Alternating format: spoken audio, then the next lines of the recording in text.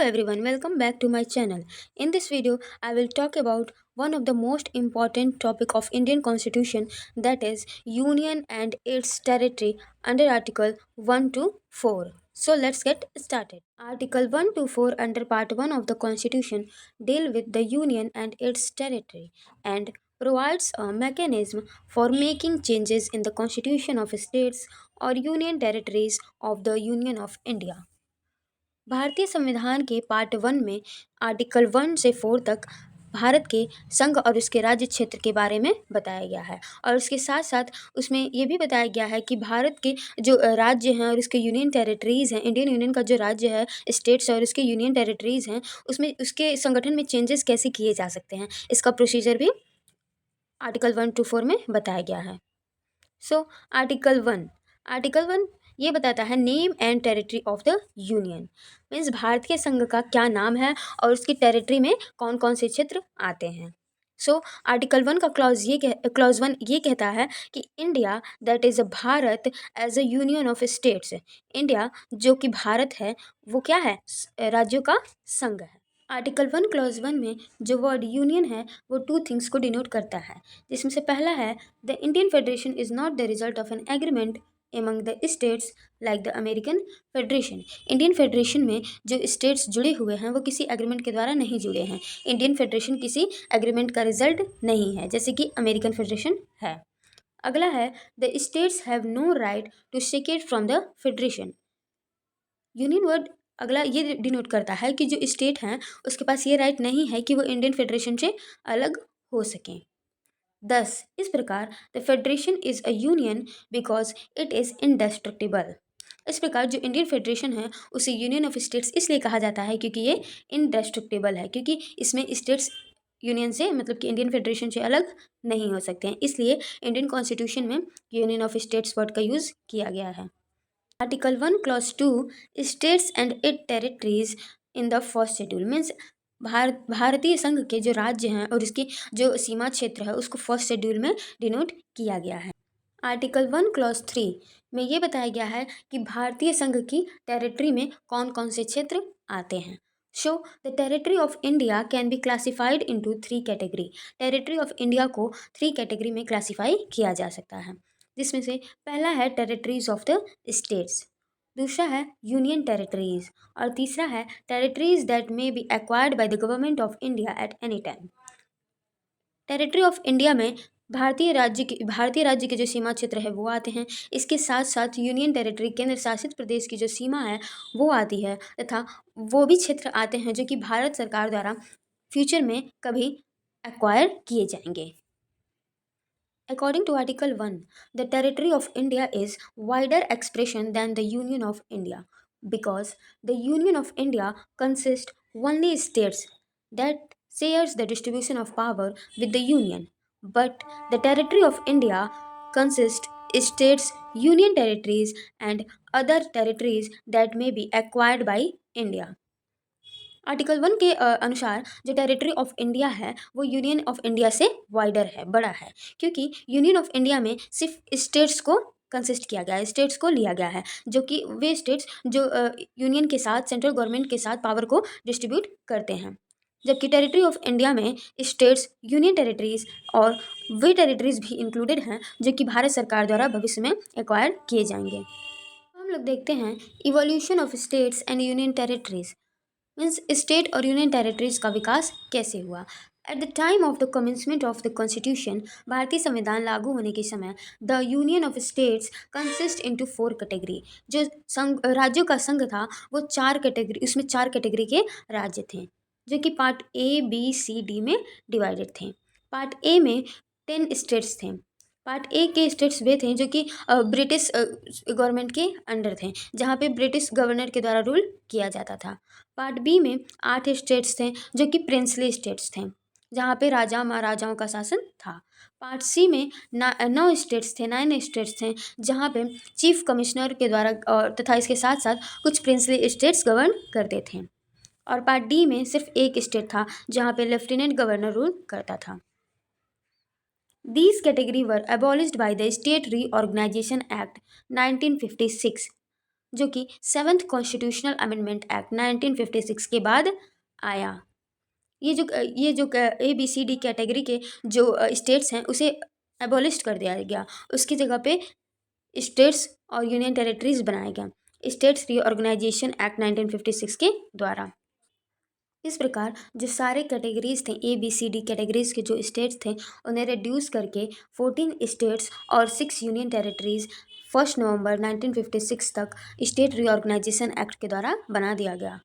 At present वर्तमान समय में there are 28 states and 8 union territories. वर्तमान समय में भारत में 28 राज्य और 8 केंद्र शासित प्रदेश हैं।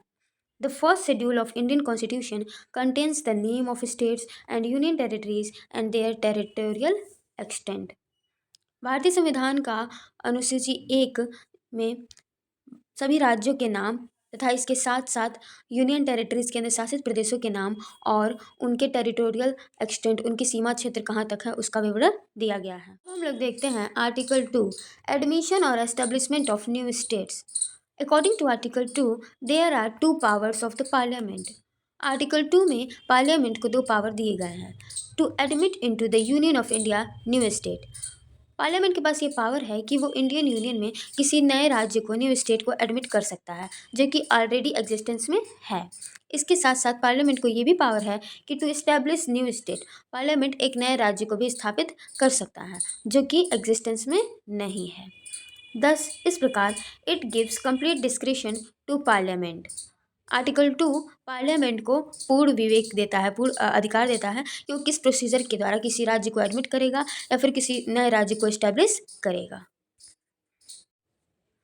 Article 2 deals with the admission और establishment of new states that are not part of union of India. Article 2 में ये बताया गया है कि किसी नए राज्य की एडमिशन और एस्टेब्लिशमेंट कैसे हो सकती है जो कि यूनियन ऑफ इंडिया का पार्ट नहीं है। अब हम लोग देखते हैं article 3 formation of new states and alteration of areas boundaries और names of existing states. Article 3 में ये बताया गया है कि पार्लियामेंट किसी नए राज्य को कैसे फॉर्मेट कर सकती है, एग्जिस्टिंग राज्य में के एरिया में बाउंड्री में कैसे चेंजेस कर सकती है, एग्जिस्टिंग राज्य के नेम में कैसे चेंज कर सकती है। सो पार्लियामेंट में by law form a new state. Parliament कानून के द्वारा किसी नए राज्य को बना सकती है जिसके लिए 3 तरीके बताए गए हैं। Bye separation of territory of any state. किसी राज्य के टेरिटरी को अलग करके नए राज्य को बनाया जा सकता है। अगला है यूनाइटिंग 2 और मोर स्टेट्स और पार्ट ऑफ स्टेट्स। या फिर 2 या 2 से अधिक राज्यों को जोड़ के एक नए राज्य को बना सकता है पार्लियामेंट, या फिर किसी राज्य के पार्ट को जोड़कर नए राज्य बना सकता है। अगला है uniting any territory to a part of any state. किसी टेरिटरी को, किसी क्षेत्र को किसी राज्य के किसी पार्ट से जोड़कर नए राज्य को बना सकता है। अगला है clause be increase the area of any state. Parliament के पास ये भी पावर है कि वो किसी स्टेट के एरिया को, बाउंड्री को इंक्रीज कर सकती है। Diminish the area of any state. किसी स्टेट की बाउंड्री को, एरिया को डिमिनिश यानी कि घटा सकती है। Alter the boundaries of any state. किसी स्टेट की जो बाउंड्री है उसको चेंज कर सकती है। इसके साथ साथ alter the name of any state. किसी राज्य के नाम को बदल सकती है। पार्लियामेंट के पास जो नए राज्य को फॉर्मेट करने की पावर है, किसी एग्जिस्टिंग राज्य में के एरिया में अल्ट्रेशन करने की पावर है, या फिर किसी एग्जिस्टिंग राज्य के नेम में अल्ट्रेशन करने की पावर है, उसके लिए प्रोसीजर क्या होंगे ये देखते हैं। So there are 2 conditions. No bill shall be introduced in either house of parliament except on the recommendation of the president. इन सारी चीज़ों के लिए, या फिर किसी नए राज्य को इस्टेब्लिश करने के लिए, फॉर्मेट करने के लिए, या एग्जिस्टिंग राज्य के नेम में चेंजेस करने के लिए, उसके बाउंड्री में चेंज करने के लिए जो भी बिल होगा वो किसी भी हाउस ऑफ पार्लियामेंट में इंट्रोड्यूस किया जा सकता है, लेकिन प्रेसिडेंट के रिकमेंडेशन के बाद। अगला है the president is required to refer the bill to the concern state legislature for expressing its view within a specified period. Bill दोनों हाउस से पास हो जाने के बाद प्रेसिडेंट उस स्टेट लेजिस्लेचर को वो बिल उसके व्यूज़ जानने के लिए भेजता है जिसके बाउंड्रीज में चेंज किए जाएंगे या फिर जिसके नाम को चेंज किया जाएगा। उस स्टेट के पास एक स्पेसिफाइड पीरियड होता है अपना व्यू देने के लिए। यदि वो स्टेट लेजिस्लेचर उस स्पेसिफाइड पीरियड में अपना व्यू नहीं दे पाता है तो प्रेसिडेंट के पास ये पावर है कि वो स्पेसिफाइड पीरियड को बढ़ा सकता है यदि प्रेसिडेंट चाहे तो। The parliament is not bound by the view of the state legislature. Parliament state legislature द्वारा दिए गए व्यू से बाउंड नहीं है। पार्लियामेंट उस व्यू को एक्सेप्ट भी कर सकती है या फिर उसे रिजेक्ट भी कर सकती है। ये पार्लियामेंट के डिस्क्रिप्शन पे है। In this article in clause A to E, जिसमें ये दिया गया है कि पार्लियामेंट के पास पावर है कि वो किसी नए राज्य को बना सकती है, किसी एग्जिस्टिंग राज्य के बाउंड्री में चेंजेस कर सकती है, बढ़ा सकती है, घटा सकती है, या फिर उस स्पेसिफिक स्टेट के नाम को चेंज कर सकती है। इस क्लॉज ए टू ई में स्टेट के साथ साथ यूनियन टेरिटरीज भी आते हैं, यानी कि पार्लियामेंट स्टेट के साथ साथ यूनियन टेरिटरीज के नाम को भी चेंज कर सकती है, उसकी बाउंड्रीज को भी चेंज कर सकती है। But in the case of union territory, but union territory के केस में जो पार्लियामेंट है वो सारे फैसले खुद लेगी, क्योंकि जो यूनियन टेरिटरीज होते हैं उसमें स्टेट लेजिस्लेचर नहीं होता है, वो यूनियन गवर्नमेंट के द्वारा ही गवर्न किया जाता है। Mangal Singh versus union of India 1967। In this case, the Supreme Court held that the new state must conform the democratic pattern according to Constitution. Mangal Singh versus union of India के case में supreme court ने ये declare किया, ये held किया कि जो parliament के द्वारा नए राज्य बनाए जाएंगे वो डेमोक्रेटिक पैटर्न के हिसाब से होने चाहिए, कॉन्स्टिट्यूशन के अकॉर्डिंग। डेमोक्रेटिक पैटर्न का मतलब ये है कि no states can be formed, admitted or set up which has no effective legislature, executive or judicial organ as per Article 4. Democratic pattern according to article 4, कोई स्टेट ऐसा नहीं होना चाहिए, किसी नए स्टेट को ऐसा नहीं बनाना चाहिए जहाँ पे इफेक्टिव लेजिस्लेचर ना हो, एग्जीक्यूटिव ना हो या फिर जुडिशियल ऑर्गन ना हो। अब हम लोग देखते हैं article 4। Article 4 allows for consequential changes to the first schedule and the fourth schedule.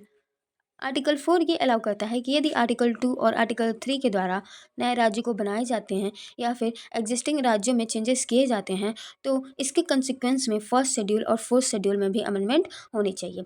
First schedule जो कि स्टेट और उसके टेरिटोरियल एक्सटेंट को बताता है, उसमें भी चेंजेस होनी चाहिए, और फोर्थ शेड्यूल जो कि प्रत्येक स्टेट, ईच स्टेट के राज्यसभा में नंबर ऑफ सीट्स को बताता है, उसमें भी चेंजेस होनी चाहिए।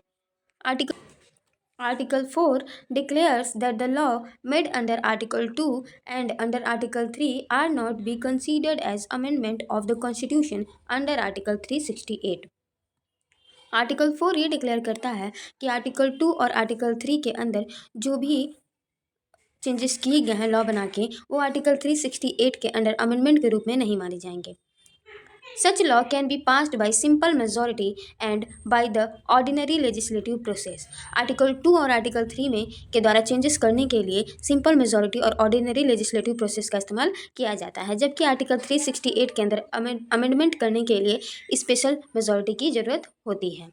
In Berubari Union Case 1960, in this case the Supreme Court held that the power of Parliament under Article 3 does not provide for the cession of Indian territory to a foreign country.